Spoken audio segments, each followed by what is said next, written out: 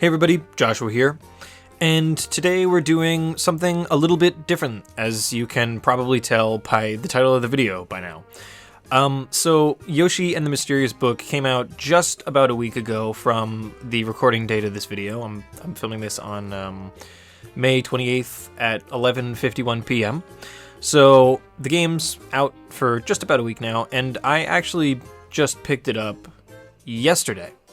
And so I just kind of wanted to take a few minutes on here to discuss my sort of first impressions with the game, because honestly, I've really been enjoying it so far. So I thought it'd be fun to sort of do an unscripted, not really a review, but more of a just kind of impressions on the game, like a day in so far. So I'm going to preface this by saying I do want to make a proper review for this game as well, but obviously that will come a little bit at a later date because I got to finish the game first. But as of right now, I'm about 2 worlds down out of the, I believe, 8. And I just wanted to talk about my thoughts on the game so far. So the game is... there goes my phone. That's what happens when you're filming unscripted. But I kind of want to do this as candid as possible. So, I mean, there are going to be a few cuts, but, you know, I just kind of want to talk because I can ramble. I can talk about things.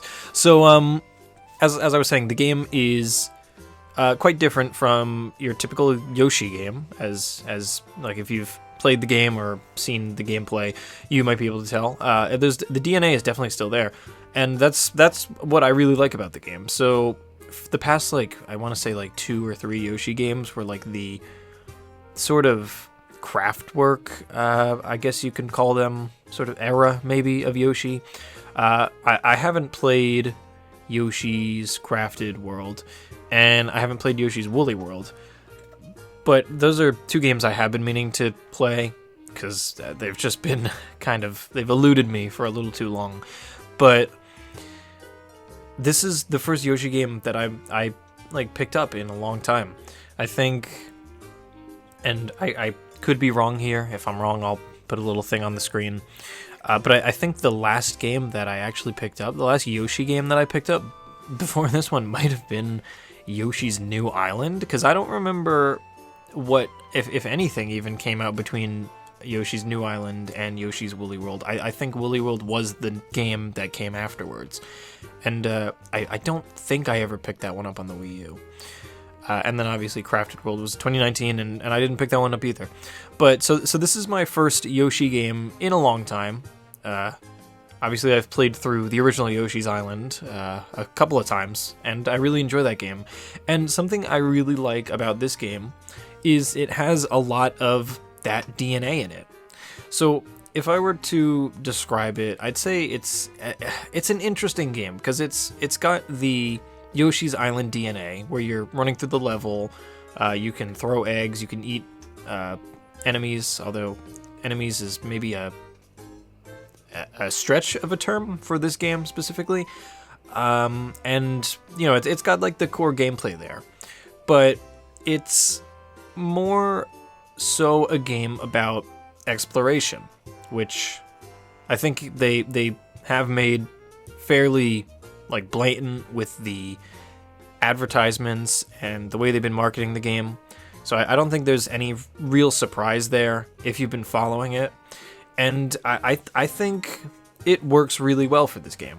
It kind of reminds me of sort of like the if you've played Super Mario Wonder, there were certain like levels where it was like a scavenger hunt and you had to find things and complete objectives through this like one miniature course. Not really a course, but like a room sort of where you would have to like find things and just complete objectives.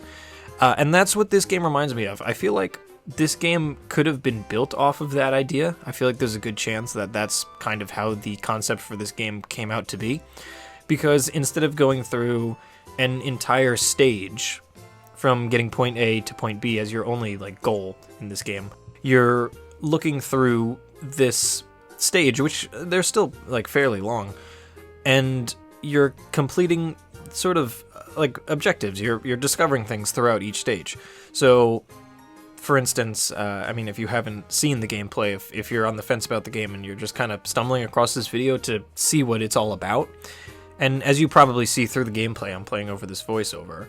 You're going through the stage. One of them is like you discover things about creatures. So the first one was the flower, and you figure out the flower can bloom other flowers on the stage. If you run by with the flower on your back, you can find out that the flower can change colors if it eats an apple.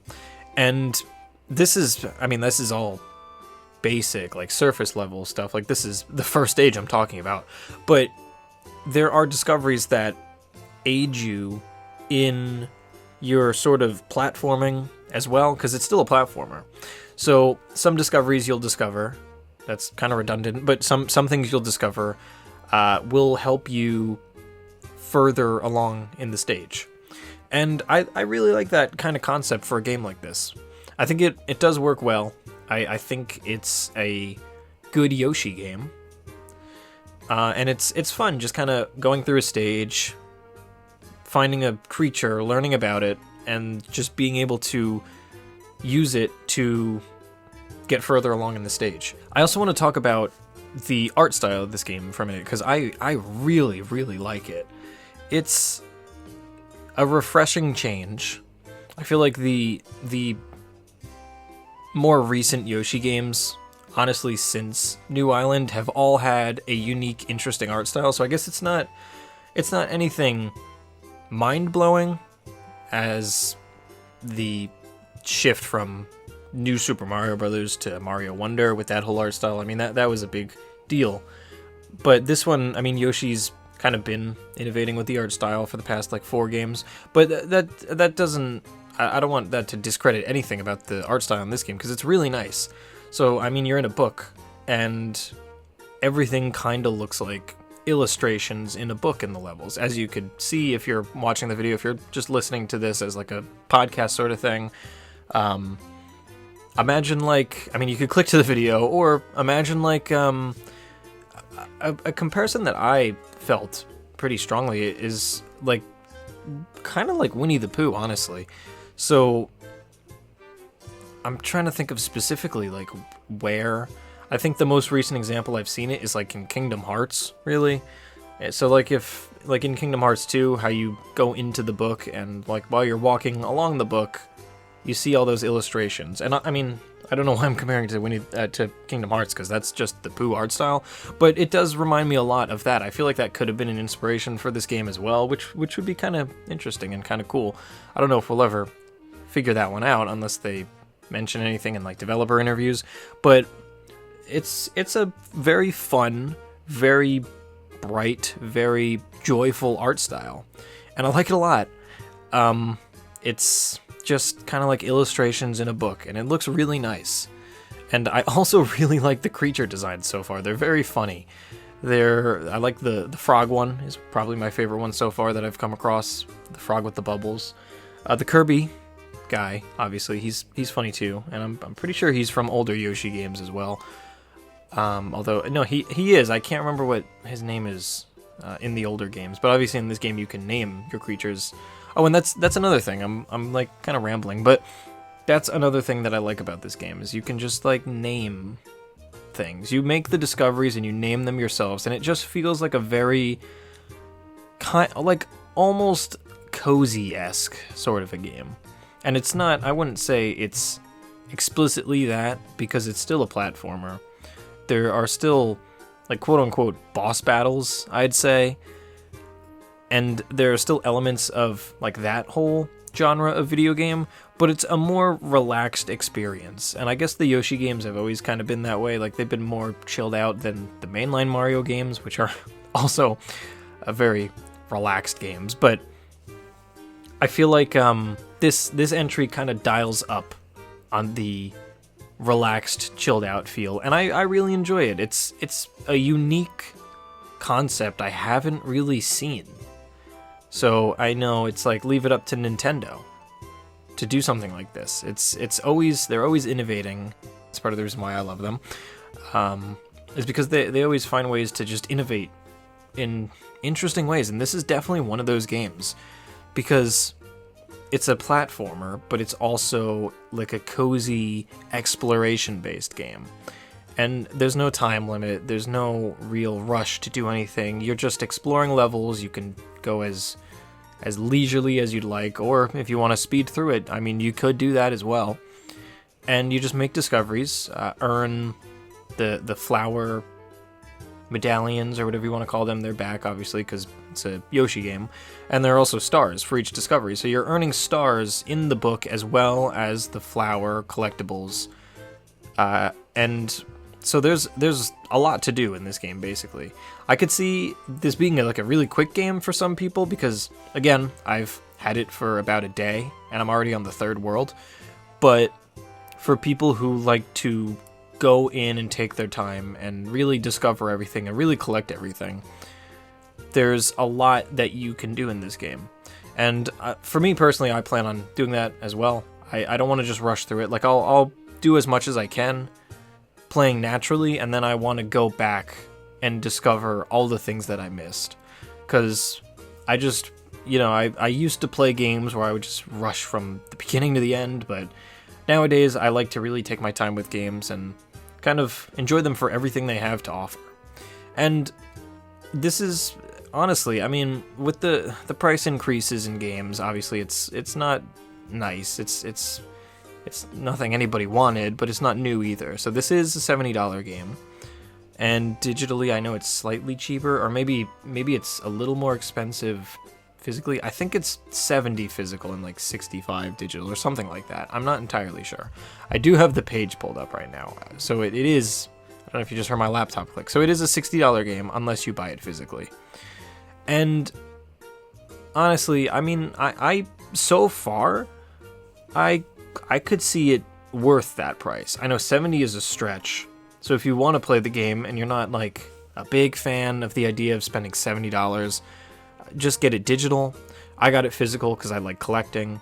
So it's I guess collector's tax at this point with the slightly increased prices. But I could see getting my money's worth from this game. I really could, because I'm going to go through all the worlds, as I said. I want to go for all of the collectibles, everything you can possibly do. And by the time that's done, I imagine I'll have a decent amount of hours into this game. And also, personally, I just enjoy shorter games nowadays. I don't really like sinking hundreds of hours into a single game anymore, unless it really hooks me. But if the story is like 100 hours, I don't think I can ever really tackle it. But if it's a game I like Tears of the Kingdom, I put so many hours into that game. I put hundreds of hours into that game, and that's just because I enjoyed the world. I'm getting off topic. My point is, I do not think the price is a stretch. I think that the game is very well made. There was a lot of care and intention put into this game. And I think if you're a fan of Yoshi games from the past, if you're a fan of collectible style platformers, if you're a fan of cozy games, even if you're a fan of games with discovery, I would honestly, as of now, I would recommend it. Again, I wouldn't consider this a real review, just kind of my thoughts on the game a day or two in. And I'll be working, probably, I don't want to promise it, but I would like to work on a full review for this game soon. So once I finish the game, I'll start working on that as well, because I think it's a game that kind of deserves a spotlight here on my channel. I'd like to talk about it some more. I really do enjoy it. It's another one of Nintendo's different, interesting, and fun games, and I just love when they do different things. So I see I've been rambling for about 16 minutes now. I don't know if I'm going to cut this down. I don't know how long this video is going to be when it's up on YouTube, but I have been rambling for a little while now, so I'm going to wrap it up here. So that's that for my first impressions on Yoshi and the Mysterious Book. If you're interested in this game, I definitely recommend checking it out, because it's a fun game. It's a fun game. I'll leave it at that. Full review, hopefully coming soon. And that's about it. So thanks for watching. I hope this helped if you're on the fence about this game, or if you're just interested in learning about it, or just watching some gameplay, just hearing somebody talk about it. Thanks for checking this video out either way. And I will catch you all in the next video. Later.